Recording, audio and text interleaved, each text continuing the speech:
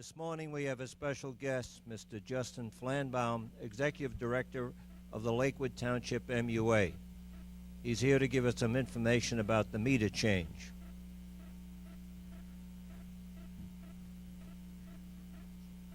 Over here.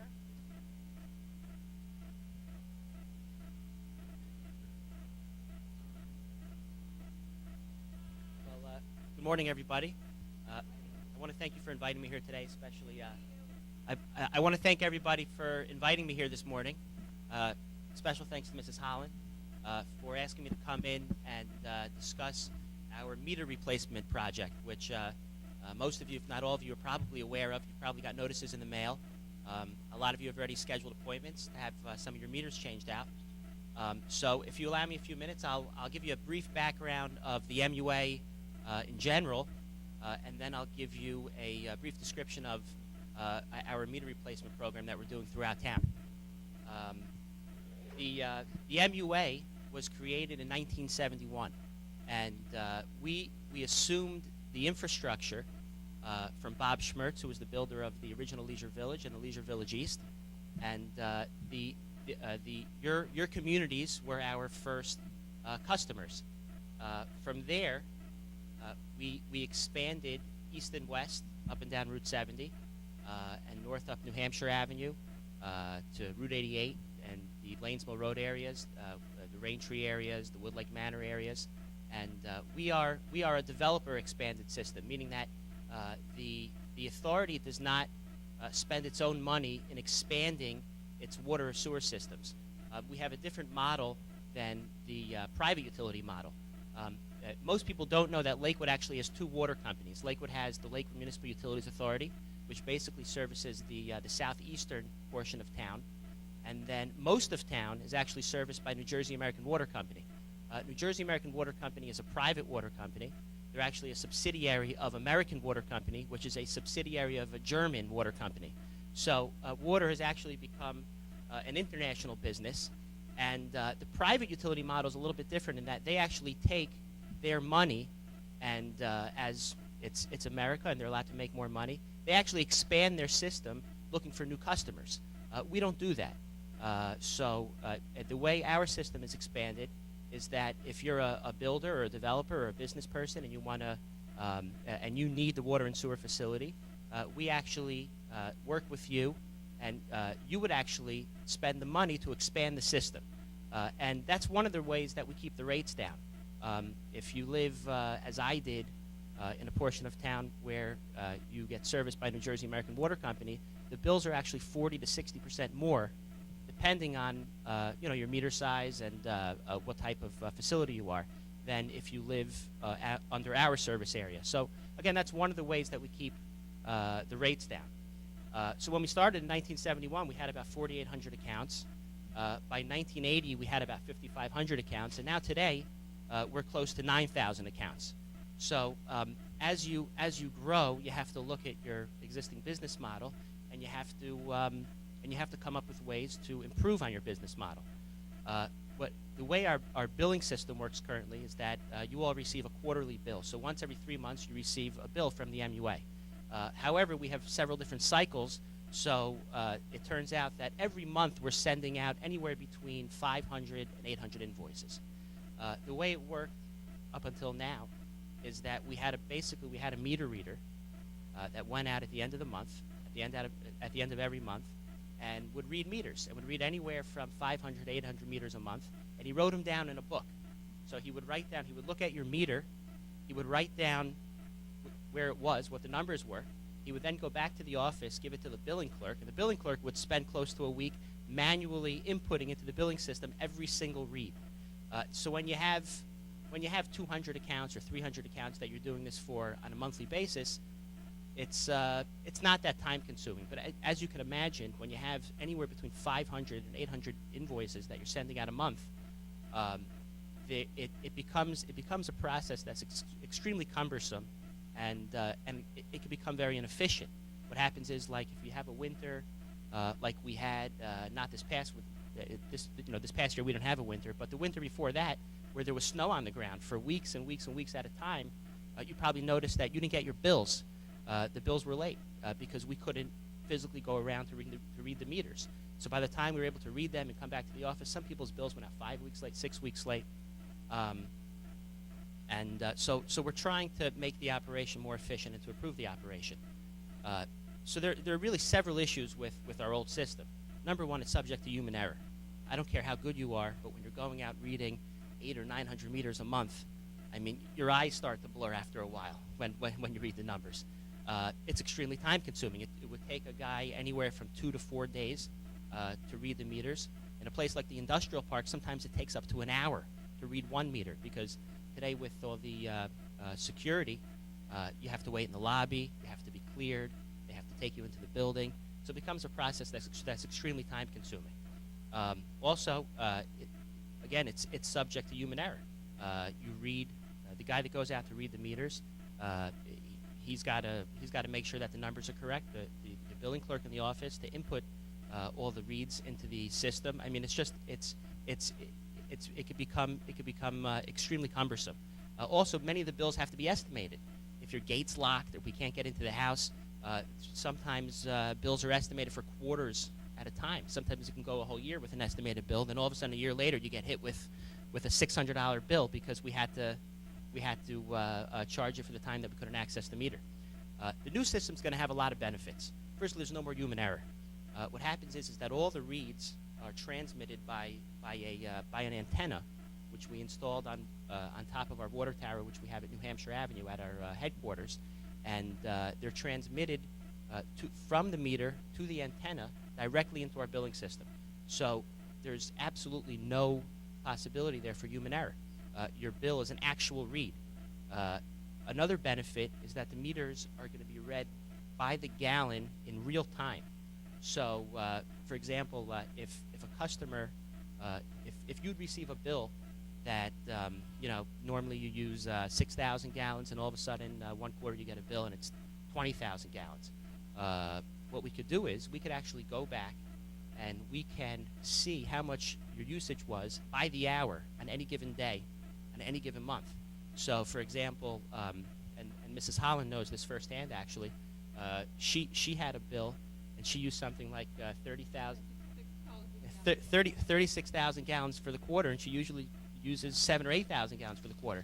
Now, if you have a system like we had in the past, it's tough really to say where the mistake was, because what happened? Was the meter broken? Did the guy write down the wrong number?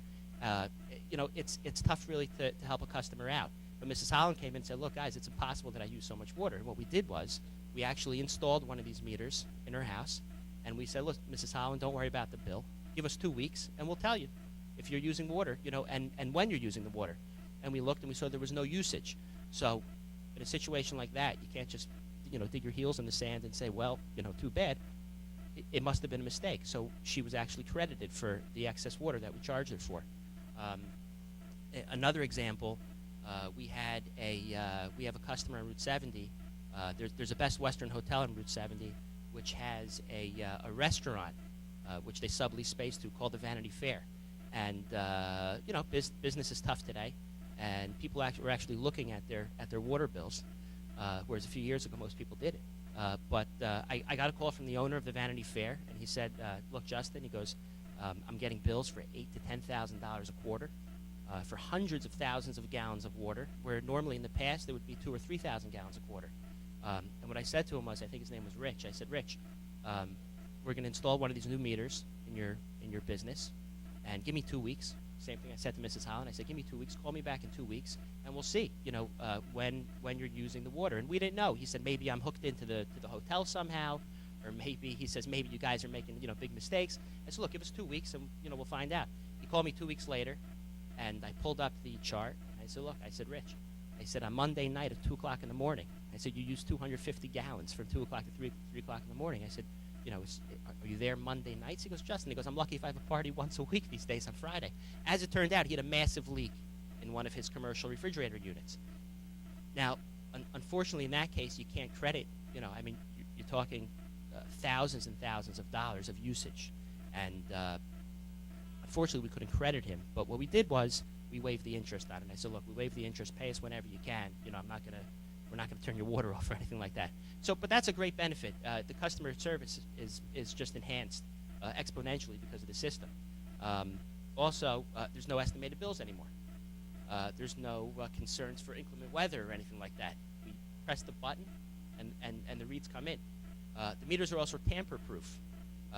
So what happens is that if somebody, and sometimes, unfortunately, it happens, people want to mess around with their meters or turn them backwards or whatever it is, a little alert comes up on the screen, and it'll say, Mrs. Holland tries to turn her meter around, and and we'll know. Then we'll go right to Mrs. Holland's house. So that's also a big benefit. It happens. It happens sometimes. Also, a big concern of ours is a safety concern for our own staff, and also safety and security concerns for all our customers. And there's no more meter readers. Nobody's snooping around in your backyard. Nobody has to come to your house. Only in the event of maintenance. But otherwise, you don't have to worry about that either. There's absolutely no need for that anymore. We just press the button, and the reads come in. And then a long-term benefit, these are all immediate benefits. A great long-term benefit is that it ultimately saves the authority money, because we don't need meter readers anymore. Without this system, we'd probably have to, just because of how our system has grown, we'd probably have to hire 2 more guys just to read meters. And you have salaries, you have other benefits that you have to pay the employees, and all that's going to go away. So that's also a long-term benefit for the authority. It's a cost-saving benefit. So by now you probably, I hope you got my initial notice that I sent out, and then you'll be getting, or you've already gotten at least your first notice from a company called Inline Metering Services. We put the work out to public bid, and Inline was the cheapest price, and 99.5% of the time, unless you have a really good reason, you go with the cheapest price. They're a reputable company. They've been doing this for at least, I think, a decade. They did meter replacements for Jackson most recently. They did, I think, 3,000 last year for them for the Jackson MUA, maybe 2,500 the year before that. So they're a reliable company. They're reputable. All the employees, the staff of Inline that comes to your house, they're uniformed. They're supposed to have IDs, name tags. The vehicles are supposed to have the company name on them, the Inline Metering Services name. So if somebody comes to your house, or if you see a car pull up and they claim to be, a guy coming in to do work on your meter, don't let him in. But the Lakewood Police Department has been notified of our project. So they're fully aware of the fact that there's going to be this company going, throughout town and into people's homes and changing meters. They're aware of that. But we hope to have the entire project done by September. So we're replacing about 6,500 meters this time around. We have total about 9,000 meters, but we're doing about 6,500 now. And we did a test run with the first 140 meters throughout town, some in the industrial park, some here, some in Raintree, and the system is just so far working phenomenally. So, of course, there's going to be some hurdles that we have to jump over through the installation process. 6,500 meters is not a small feat, and just the schedule. I mean, 6,500 meters is really a feat into itself. But again, we hope the whole project is going to be done in September. And if anybody has any problems or any questions, you could always call the office. You could speak to any one of the customer services representatives. We have 5 women in the office, and everybody in the office is aware of the project. You could always come into the office if you have any questions. You can call me, and I hope the process goes smoothly, and I hope it sheds a little light on what we're doing. So thank you again for inviting me here. Thank you, Mrs. Holland. Purification? When you say purification?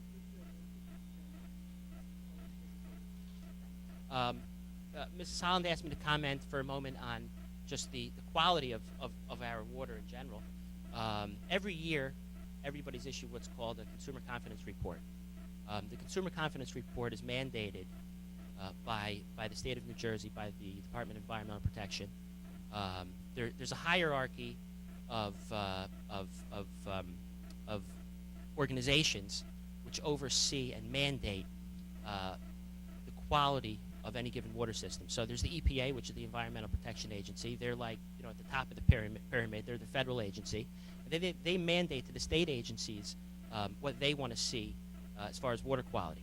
The state then, each state has their own things that they also want to see. So the DEP mandates to every water distributor, public or private, whether you're New Jersey American Water Company or the Lakewood Municipal Utilities Authority, they mandate what's called, they have different contaminants, potential contaminants that could be in any given water supply. Most of these things are natural. They're in the earth where you draw the water from, so you really can't do about it. And they have guidelines, what they call maximum contaminant level. So these things are parts per billion, parts per trillion, and fortunately, we have, in our water system, we've had nothing that's even come close to any of the maximum contaminant levels. So, for example, if you have a maximum contaminant level on at MTBE of 60, we've had 8, 9, and even if you're at that level of what they consider a maximum contaminant level, it doesn't necessarily even mean that the water, if you drink it, something's going to happen to you. In other words, but that's the level where they know for sure, if it got to that level, that nothing will happen to you. And they probably know even if it got beyond that level, nothing will happen to you. But again, these things are mandated. It's the DEP has we send out monthly reports to the DEP, quarterly reports, not just about water quality, about the amount of water that we've drawn from our different sources. And believe me, they're on top of the situation, and we have to abide by it. We have to abide by it, and we do abide by it. We want to abide. We don't want to put out water that is potentially hazardous. I personally drink the water in the office, which so I kind of practice what I preach. When I was with New Jersey American Water Company, I only drank Poland Spring, but don't tell them that. But in the office, I drink the water, honestly. So, and everybody does. And the Consumer Confidence Report is available on our website at any time. You can go to lakewoodmua.com. We also have links to the State Department of Environmental Protection's website. On our website, we have links to the EPA website. So there's really a lot of information that you could get just by going onto our website and following the different links. If you can, you could always come to the office. We can give you a Consumer Confidence Report. This year's report is going to be mailed by June. So you'll get the report from 2011, the water quality report, and everything is way above and beyond as far as quality goes what the state mandates. So we're fortunate, we're happy about it, and we're proud of it. Everybody really works hard to ensure that the water that we put out is safe. So if anybody has any questions.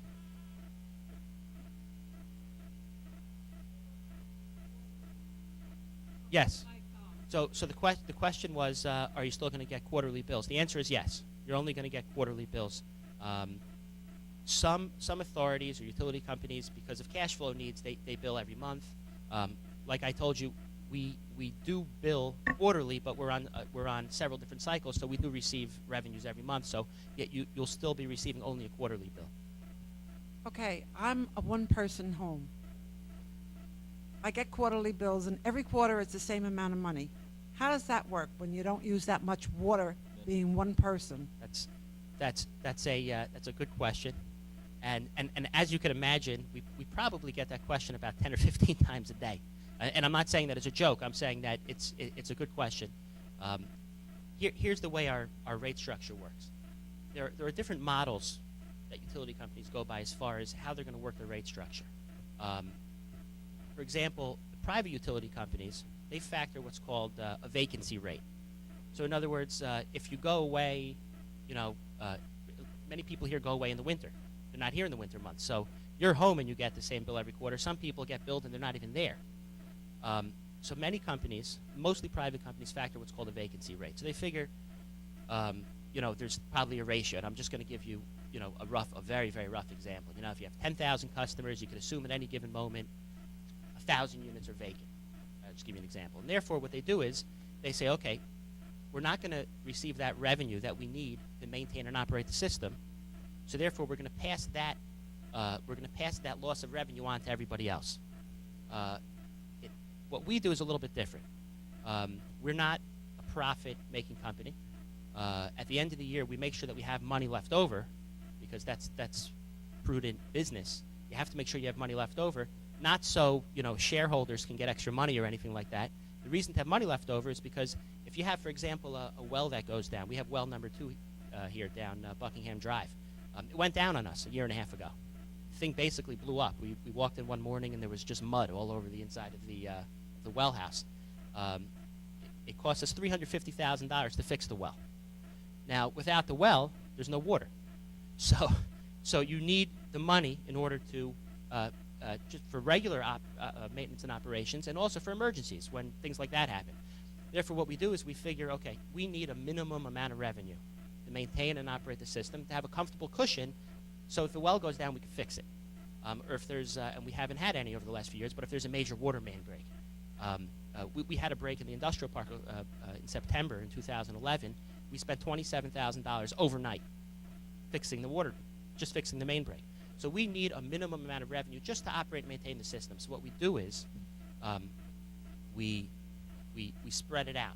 We say, okay, if you have a 5/8 inch meter like all you have here, the minimum amount of water, the minimum amount of revenue that we need from the water is now I think it's $42.20 per quarter per customer. And then the sewage, we don't treat sewage. The water we actually bring up from the ground ourselves, and we treat it and we distribute it. The sewage, we're basically a collection agency, and we send it to the Ocean County Utilities Authority.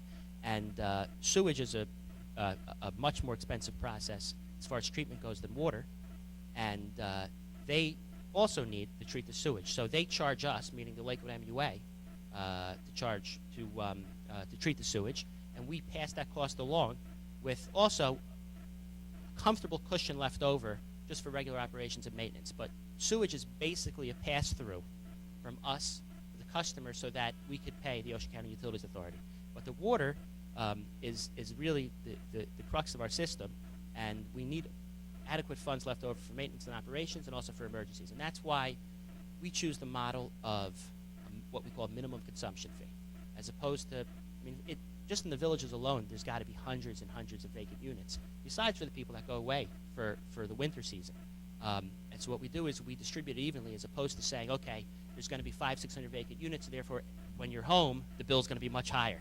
So I could say with somewhat certainty that should we choose the other model and just not charge if you're not using the water, when you do use the water, it'll be a lot higher. And it'll actually prove to be higher than our current rate model. So that's basically the answer to the question. And also remember, the service is there. God forbid there's a fire. God forbid of an emergency. The water's still there. The water never gets turned off. It's always right there in front of your house for use. That's really a secondary reason. But the main reason is because we need the revenue in order to just operate the system. Now, with this new antenna deal, will our rates go down? Will our water bill be the same? How do we know for sure?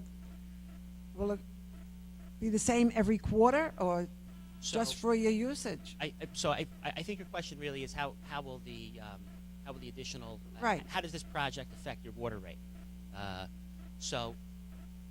In addition to this project, we're undergoing about $20 million worth of capital improvements, and this project is a $2.5 million project. And aside from that, we're doing about another $17.5 million of capital improvements. We have an infrastructure which is old. Most of it was built in the 60s and 70s. For example, we had a water tower. It's on the corner of Airport Road and Oak Street in the industrial park that was built in the early 70s.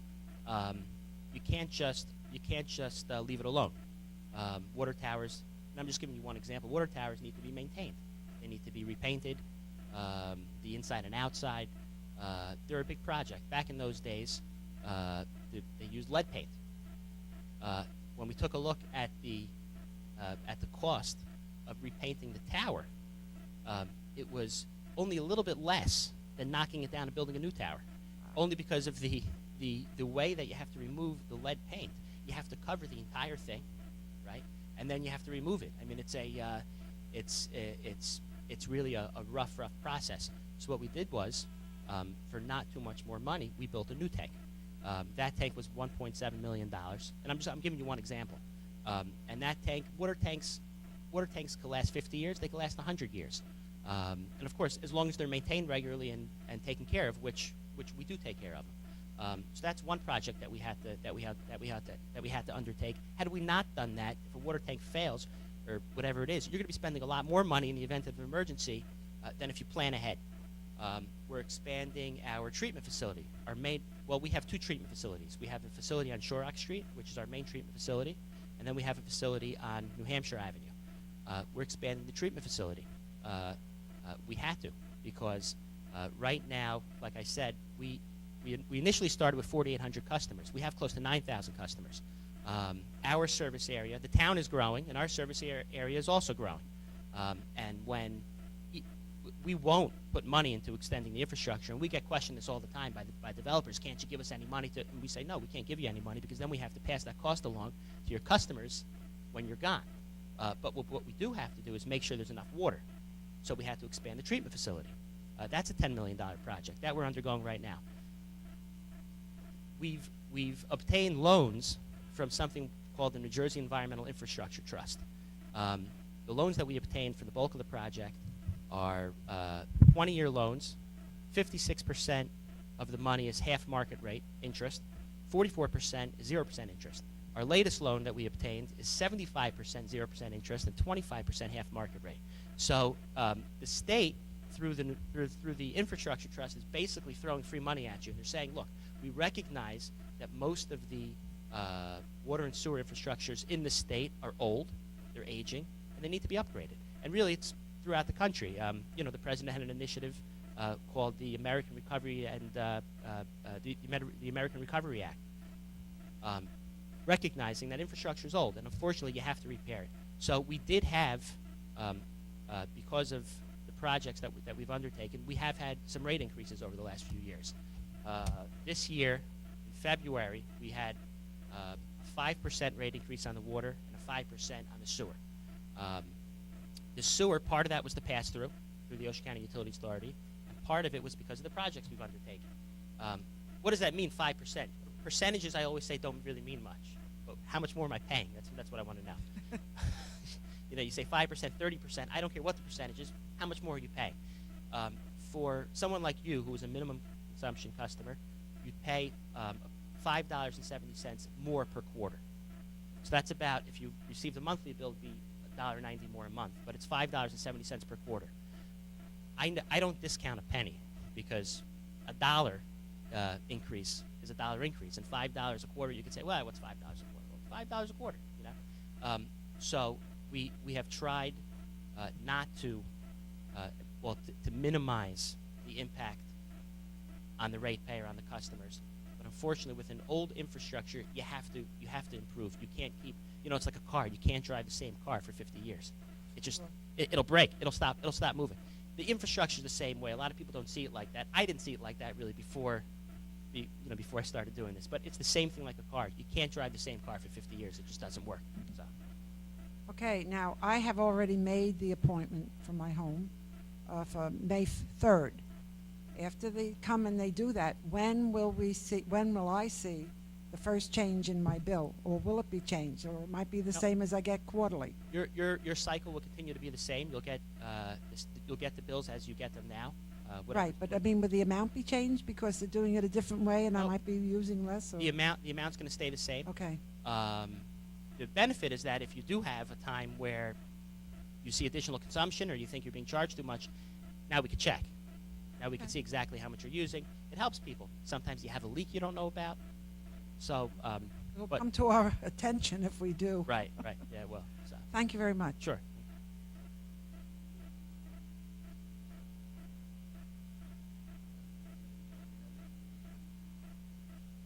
I'd like to ask a question because I moved in approximately 2 years ago, a little over 2 years ago. And at that time, my yearly bill was like $100 a quarter. I called and I was told, because I'm an individual, that the minimum was 5,000 gallons per quarter. Well, when I get a raise, I call up, ask why. My June bill for 2010 went up 11%. My June bill for 2010 for 2011, the June bill went up 15%. The sewer went up in March of this year, and I was made to understand that with the June bill this year, the water too would be going up. Now, is this in view of everything that has to be done, and I'm aware of it, how much is our water going to be going up this year? Is it 11? Is it 15? Is it 25? Because my bills have gone up for the year from 400 to 476 in 2 years. That sounds along the lines of what our increases have been over the last couple of years because of what I just explained. What we did was in February, as of February 1st of this year, the sewer went up 5%, Yes. which is $2 a quarter, Yes. and the water also went up 5%, which is like I just said, which was it was $3.70 a quarter. So in June, you will see a slight increase on the water. And again, the total increase that we adopted February 1st was $3.70 per quarter. And that's because of what I just explained. You know, you have to improve the system, you have to maintain it, and you have to build new infrastructure. But that sounds like the increases along the lines of the increases that we had the last couple of years. Yes. And the minimum per quarter, I just want to say, is I think 10,000 gallons a quarter. So Now, you're actually 10? Yeah, you're actually allowed to use, It for used that to be price, 5. you could use up to 10,000 gallons per quarter. When can we expect to see our bills kind of level off? We, I know you have to buy these systems, et cetera, et cetera. We've, for many years, we had no increases. Our first big increase that we had was a couple of years ago. For many years, we had no increases. But when we saw the need, you have to look down the road. And when we looked down the road and we saw the need to expand when we saw it was necessary to either replace or expand or build new infrastructure, we did. And instead of coming down the road in 10 years and saying, hey, guess what, everybody, we just did $20 million worth of work and now your bill's going to go up 75%, we're trying to do it in a way where it goes up, where we've raised it in small increments over the last couple of years so as to kind of ease the burden on everybody. So we try to do it in a way where it's smaller increments. When can we see it leveling out? What we do is we every year we look at the next 5 years, and what we see is an increase right now. And I like to be straightforward. I don't like to. What we see now is if we have a summer like we had last summer, where if you remember, in the beginning of the summer it didn't rain, right? But the lawns were green all summer because we had so much snow in the winter. Most people didn't even turn on their sprinklers in the summer. And then August was just like a hurricane the entire month. So being a utility company, you could have a bad year also. And we had a bad year because we didn't have the irrigation wasn't turned on and so forth. But if we have another year like last year, for example, we plan on, in November, having another small increase, water and sewer, 3% on the water, 1.5% on the sewer. And again, I don't like percentages. I like real numbers. 1.5% on the sewer is probably close to $1 a quarter in an increase, and 3% on the water is probably $2.75 plus or minus per quarter. So now that's not written in stone, but in order to meet our bond covenants, because I just told you about the loans that we've taken, principal payments start on one of our loans this month. So again, prudent business practice is to make sure that you're going to have enough money to start paying principal and interest, which we have to repay to the state for the next 20 years. So we've already projected, well, worst case, this is how much more we're going to need. And that we've done already. Hopefully we won't have to, but we might. So that'll be like $10 within this year, January to December. When you combine water and sewer, if we have to do if we have to do a rate increase in November, you'd be looking at close to $10, maybe $8, $9, something like that. Yeah. Any other questions?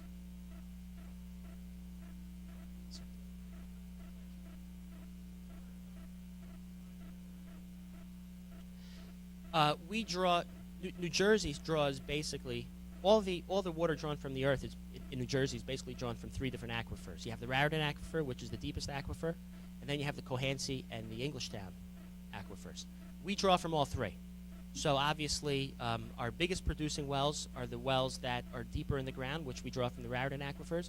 We actually just drilled a new well on New Hampshire Avenue, which is probably about 1,700 feet deep and could produce about 1.5 million gallons per day. So we just drilled that. So the answer to your question is that we drill from all three of those aquifers. And basically the whole state does.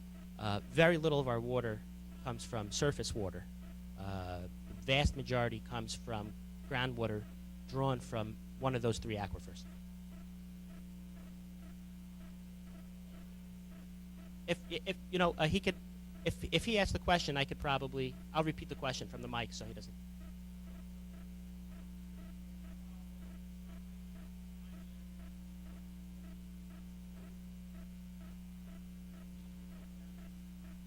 His question was there a problem years ago of pollution in the Pinelands or in different locations, and a potential of contamination to the aquifers? So the answer is yes. I mean, there's always there have been problems in the past, especially over the last 20 to 25 years. The DEP has been very, very strict on what you can and what you can't do in certain locations. Fortunately, we now recognize certain areas which have to be protected, which have to be maintained. But that's really a new phenomenon. That's really only over the last 2-3 decades. So yes, in the past there have been instances where, for example, in Tom's River with Ciba-Geigy, or in different areas where there have been potential contaminants or contamination to the water source. Fortunately, here in Lakewood, and I could say this because we do monitor our water quality regularly, and like I said before, we send out monthly reports to the DEP, quarterly reports to the DEP. We issue a yearly consumer confidence report, and we know exactly what's in our water, and you could see what's in the water through the consumer confidence report.